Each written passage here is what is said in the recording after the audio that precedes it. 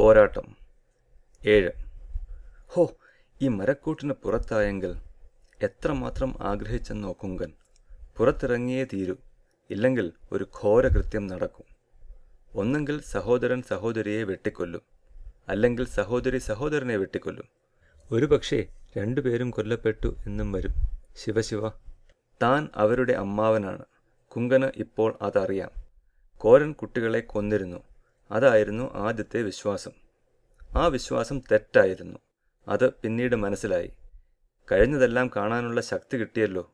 പാവങ്ങൾ, അവർക്കറിഞ്ഞുകൂടാ തങ്ങൾ കൂടപ്പിറപ്പുകളാണ് എന്ന്. രാത്രി കുറെ കഴിഞ്ഞിരിക്കുന്നു. മരക്കൂട്ടിന് ചുറ്റും കാവൽ ഭടന്മാർ കിടന്നുറങ്ങുന്നുണ്ട്. തൊട്ടടുത്ത് കിടക്കുന്ന ഭടൻ വാൾ അരികത്ത് വെച്ചിട്ടുണ്ട്. എടുക്കാൻ പറ്റുമോ? കുങ്കൻ അഴിക്കിടയിലൂടെ കൈ നീട്ടി കഷ്ടിച്ച് വാളിലെത്തി. പതുക്കെ വാൾ നിരക്കി അടുപ്പിച്ചു. അഴിക്കിടയിലൂടെ അകത്തെടുത്തു. ശബ്ദമുണ്ടാക്കാതെ ഒരു അഴി അറുത്തു തുടങ്ങി. 2 അഴി അറുത്താൽ പുറത്തിറങ്ങാനൊക്കും. ഘനവും ബലവുമുള്ള മരമായിരുന്നു. വളരെ നേരം ജോലി ചെയ്തു. മുക്കാലുമായി. പെട്ടെന്ന് അടുത്ത് കിടക്കുന്ന കാവൽ ഭടൻ ഉണർന്നു. അപ്പുറത്ത് കിടന്നുറങ്ങുന്ന ഭടനെ തട്ടിയുണർത്തി. കുങ്കൻ പെട്ടെന്ന് വാൾ ഒളിച്ചു വെച്ചു. എന്നിട്ട് ഉറക്കം നടിച്ച് കിടപ്പായി. ആദ്യത്തെ ഭടൻ കൂട്ടുകാരനോട് ചോദിച്ചു, ചങ്ങാതി, കിരുകിര എന്നൊരു ശബ്ദം കേട്ട പോലെ തോന്നി. നീ കേട്ടോ? ഉറക്കത്തിന് ഭംഗം വന്ന ഭടന് ദേഷ്യം തോന്നി. ചങ്ങാതി, ഞാൻ കിരുകിര എന്ന ശബ്ദവും കേട്ടില്ല, കടുപിട എന്ന ശബ്ദവും കേട്ടില്ല. നീ സ്വപ്നം കണ്ടതായിരിക്കും. ഇനിയും സ്വപ്നം കണ്ടോളൂ, എനിക്ക് സന്തോഷം തന്നെ. പക്ഷേ എന്നെ വിളിച്ച് ഉണർത്തരുത്, പറഞ്ഞേക്കാം. 2 ഭടന്മാരും വീണ്ടും കിടന്നു. ഉറക്കവുമായി. കുങ്കൻ എഴുന്നേറ്റു. രണ്ടാമതും ജോലി തുടങ്ങി. ശബ്ദം ഇല്ലാതിരിക്കാൻ പ്രത്യേകം കരുതലെടുത്തു. 2 അഴികൾ മുറിച്ചെടുത്തു. കൂട്ടിന് പുറത്തിറങ്ങി. ഉറങ്ങിക്കിടക്കുന്ന ഭടന്മാരുടെ ഇടയിലൂടെ മുട്ടുകുത്തി ഇഴഞ്ഞുപോയി. വല്ലവരും കണ്ടാൽ തീർന്നില്ലേ? നിലാവ് പരന്നിരിക്കുന്നു. തെളിഞ്ഞു കാണാം. ഭാഗ്യമെന്ന് പറയട്ടെ, കുങ്കനെ ആരും കണ്ടില്ല. അയാൾ എഴുന്നേറ്റ് നടന്നുപോയി അമ്മിണിയുടെ പടവീട്ടിലേക്ക്. അവിടെ എത്തിയപ്പോൾ എന്താണ് കണ്ടത്? അതാ അമ്മിണി പുറത്തിറങ്ങി നടന്നു പോകുന്നു. എങ്ങോട്ടാണ് അവൾ പോകുന്നത്? അതും ഈ അർദ്ധരാത്രിയിൽ? നേരിട്ട് കാണുക തന്നെ. കുങ്കൻ മരങ്ങളുടെ പിറകിൽ മറഞ്ഞ് പിന്തുടർന്നു. അതേസമയം എതിർവശത്തുകൂടി വരുന്നുണ്ടായിരുന്നു ചന്തു. ചന്തുവിന് ഉറക്കം വന്നില്ല. അവൻ അമ്മിണിയെപ്പറ്റി ആലോചിക്കുകയാണ്. താൻ പഠിച്ച പണി 18 നോക്കി. എന്നിട്ടും അമ്മിണിയെ തോൽപ്പിക്കാൻ കഴിഞ്ഞില്ല. അത്ര സാമർഥ്യമുള്ള ഒരു എതിരാളിയെ ആദ്യമായിട്ടാണ് കാണുന്നത്. അവളോട് ബഹുമാനം തോന്നി. മാത്രമല്ല സ്നേഹവും. തന്നെ കൊല്ലാനായി പൊരുതിയവളാണ് അവൾ. നാളെ തരം കിട്ടിയാൽ കൊല്ലുകയും ചെയ്യും. അങ്ങനെയുള്ളവളോട് സ്നേഹം തോന്നാനുള്ളതല്ല. എന്നിട്ടും സ്നേഹം തോന്നുന്നു. എന്തൊരു മറിമായം! സഹോദരിയോടുള്ള സ്നേഹം. അത് ചന്തു അറിഞ്ഞിട്ടില്ല. അവന് സഹോദരിയില്ല. അതാണ് അവൻ്റെ വിശ്വാസം. എങ്കിലും ആ സ്നേഹം ഇപ്പോൾ തോന്നി. മനസ്സിന് വല്ലാത്ത ഒരു സ്വൈരക്കേട്. അമ്മിണിയെ ചെന്ന് കണ്ടാലോ? സമാധാനം കിട്ടിയേക്കും. ചന്തു പതുക്കെ എഴുന്നേറ്റു. അവൻ്റെ അമ്മാവൻ അടുത്ത് കിടന്നുറങ്ങുന്നുണ്ട്.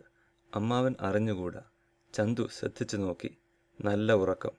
ചന്തു ശബ്ദമുണ്ടാക്കാതെ പുറത്തിറങ്ങി നടന്നുപോയി. വാസ്തവത്തിൽ കോരൻ ഉറങ്ങുകയായിരുന്നില്ല. ഉറക്കം നടിച്ചു കിടക്കുകയായിരുന്നു. പണക്കിഴി തലയ്ക്കടിയിൽ വെച്ചിരുന്നു. അങ്ങനെയുള്ളവർക്ക് ഉറക്കം വരുന്നത് എങ്ങനെ? ചന്തു എഴുന്നേറ്റ് പോകുന്നത് അയാൾ കണ്ടു. എന്തിനുള്ള പുറപ്പാടാണ്? കണ്ടുപിടിക്കുക തന്നെ. കോരൻ എഴുന്നേറ്റു. പതുങ്ങി പതുങ്ങി പിന്തുടർന്നു. ചന്തു അങ്കത്തട്ടിൻ്റെ അടുത്തെത്തി. അപ്പോൾ കണ്ടു, അതാ വരുന്നു അമ്മിണി. ചന്തു: അമ്മിണി, ഞാൻ നിന്നെ കാണാൻ വരികയായിരുന്നു. അമ്മിണി: ഞാൻ വന്നതും അതിന് തന്നെ. ചന്തു: എനിക്ക് ഉറക്കം വന്നില്ല. മനസ്സിൽ ഒരു വല്ലായ്മ. അമ്മിണി: നിന്നോട് എനിക്ക് സ്നേഹം തോന്നുന്നു. എന്തുകൊണ്ടെന്നറിഞ്ഞില്ല. അമ്മിണി: എനിക്കും അങ്ങനെ തന്നെ. കാണാഞ്ഞിട്ട് സമാധാനം വന്നില്ല. ചന്തു: നാം തമ്മിൽ ഇന്ന് യുദ്ധം ചെയ്തു. നാളെയും യുദ്ധം ചെയ്യും.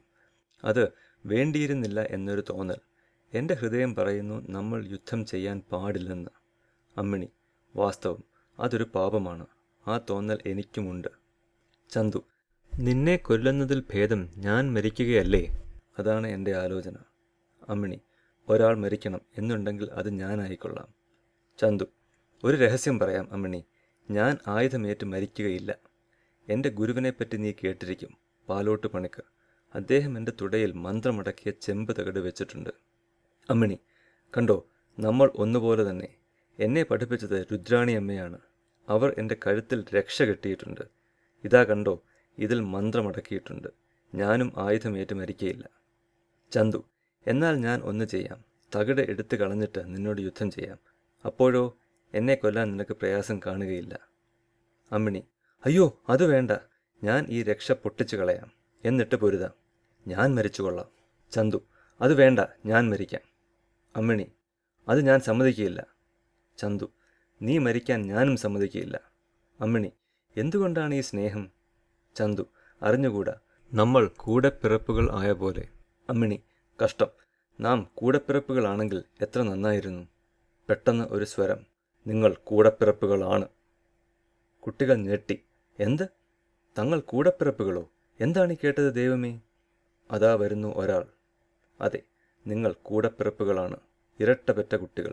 നിങ്ങളുടെ അമ്മാവനാണ് ഞാൻ. വന്നയാൾ അറിയിച്ചു. കുട്ടികൾ അയാളെ ശ്രദ്ധിച്ചു. ഒരു പ്രാകൃതൻ. ഭ്രാന്തനോ? വിശ്വാസം വരുന്നില്ല അല്ലേ?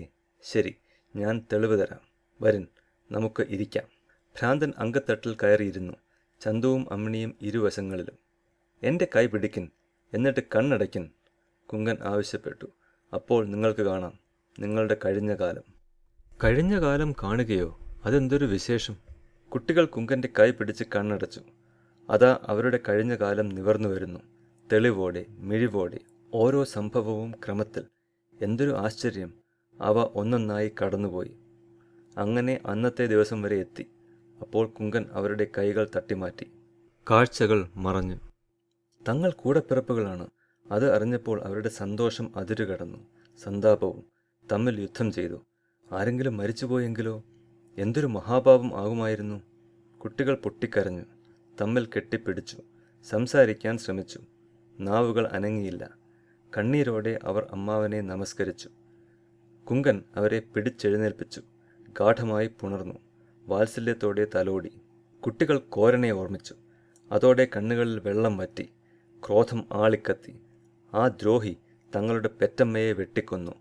പിന്നെ പിറന്ന വീട് തീവച്ചു. അവനോട് എണ്ണി എണ്ണി പകരം ചോദിക്കണം. അവനെ കഷണം കഷണമായി വെട്ടി നുറുക്കണം. അമ്മാവ, കോരൻ എവിടെ? കാണിച്ചു തരണം, ചന്തു ആവശ്യപ്പെട്ടു. ഞങ്ങൾക്കിപ്പോൾ പോയി അവൻ്റെ കഥ കഴിക്കണം, അമ്മിണി പറഞ്ഞു. കൊല്ലുന്നതിൻ്റെ കാര്യം പിന്നീട് ആലോചിക്കാം. ഇപ്പോൾ അവൻ്റെ ജീവിതം കാണിച്ചു തരാം. ഇന്നലെ വരെയുള്ള ജീവിതം, കുങ്കൻ പറഞ്ഞു. കുട്ടികൾ വീണ്ടും കുങ്കൻ്റെ കൈ പിടിച്ചു. കണ്ണടച്ചു. അതാ നിവർന്നു തുടങ്ങുന്നു കോരൻ്റെ കഴിഞ്ഞ ജീവിതം. കുറേ ദൂരെ മരത്തിൻ്റെ മറവിൽ ഒളിച്ചു നിന്നിരുന്നു കോരൻ. എല്ലാം കണ്ടുകൊണ്ട്, കേട്ടുകൊണ്ട്. അപ്പോൾ കുങ്കൻ മരിച്ചിട്ടില്ല. ഇതാ ജീവനോടെ നിൽക്കുന്നു. അമ്മാളുവിന് കുട്ടികൾ ജനിച്ചിരുന്നു. ആ കുട്ടികളും ഇതാ നിൽക്കുന്നു. ആത്മശത്രുക്കൾ മൂന്നും ഒന്നിച്ചു കൂടിയിരിക്കുന്നു. പതുങ്ങിയിരിക്കുന്ന തന്നെ അവർ കണ്ടുപിടിച്ചാൽ പിന്നെ യാതൊരു രക്ഷയുമില്ല. കോരൻ പേടിച്ച് വിറച്ചു തുടങ്ങി. അവൻ്റെ ദേഹം വിയർത്തൊഴുകി. കാൽമുട്ടുകൾ തമ്മിലിടിച്ചു. തൻ്റെ അവസാനം വന്നെത്തിയോ? ഇല്ല. തന്നെ ശത്രുക്കൾ കണ്ടിട്ടില്ല. ഉടൻ സ്ഥലം വിടുകയാണ് നല്ലത്. എന്നാൽ ജീവൻ രക്ഷിക്കാം. കോരൻ തിരിഞ്ഞു. നിഴലിൽ പതുങ്ങി. ശബ്ദമുണ്ടാക്കാതെ പൂച്ചയെപ്പോലെ നടന്നുപോയി. വേഗം താമസ സ്ഥലത്തെത്തി. ഡപ്പി തുറന്നു. ഒരു പച്ച ഗുളിക വിഴുങ്ങി. ഒരു നിമിഷം. അടിമ വ്യാപാരി നിന്നിടത്ത് അടിമ വ്യാപാരി ഇല്ല. പകരം ഒരു അറബി. പണസഞ്ചി എടുത്ത് വസ്ത്രത്തിനിടയിൽ തിരുകി. എന്നിട്ട് ധൃതിയിൽ നടന്നുപോയി. തലേന്നാൾ വരെയുള്ള കോരൻ്റെ ജീവിതം കണ്ടു കുട്ടികൾ. പെട്ടെന്ന് കുങ്കൻ അവരുടെ കൈകൾ തട്ടിമാറ്റി. കുട്ടികൾ കണ്ണു തുറന്നു. കാഴ്ചകൾ മറഞ്ഞു. ചന്തു ചാടി എണീറ്റു. അമ്മാവ, ഞങ്ങൾ നേരെ പോയി ആ അടിമ വ്യാപാരിയെ കൊന്നിട്ട് വരാം എന്ന് പറഞ്ഞു. അപ്പോഴേക്കും അമ്മിണിയും വാളെടുത്ത് തയ്യാറായി കഴിഞ്ഞു. ഇരുവരും പുറപ്പാടായി. കുങ്കൻ പറഞ്ഞു, വേണ്ട, നിങ്ങൾ പോയിട്ട് പ്രയോജനമില്ല. കോരൻ സ്ഥലം വിട്ടിരിക്കുന്നു. കുട്ടികൾ നിരാശരായി. ഇനി എന്തു ചെയ്യാനൊക്കും? എങ്കിലും അവൻ അമ്മാവനാണെന്ന് ഞാൻ വിശ്വസിച്ചല്ലോ. ഞാൻ എന്തൊരു വിഡ്ഢി! സത്യം അറിഞ്ഞിരുന്നെങ്കിൽ ഞാൻ അവനെ തുണ്ടമാക്കുമായിരുന്നു. കഷ്ടം! ആ ദ്രോഹി എൻ്റെ കയ്യിൽ നിന്ന് വഴുതിപ്പോയല്ലോ ഭഗവാനെ! ചന്തു പല്ല് കടിച്ചു. അമ്മാവ, കോരൻ ഇപ്പോൾ എവിടെയാണ്? ഒന്ന് കാണിച്ചു തരണം, അമ്മിണി നിർബന്ധം പിടിച്ചു. അവൻ ഞങ്ങളുടെ അമ്മയെ, അമ്മാവൻ്റെ ജ്യേഷ്ഠത്തിയെ കൊന്നവനാണ്. നമ്മുടെ വീട് തീ വെച്ചവനാണ്. അവനെ കൊന്നിട്ട് മേൽക്കാര്യം. കൊല്ലുന്ന കാര്യം പിന്നീട് ആലോചിക്കാം. ഞാൻ ഉറപ്പു പറയുന്നു, അവനെ കാണിച്ചു തരാം.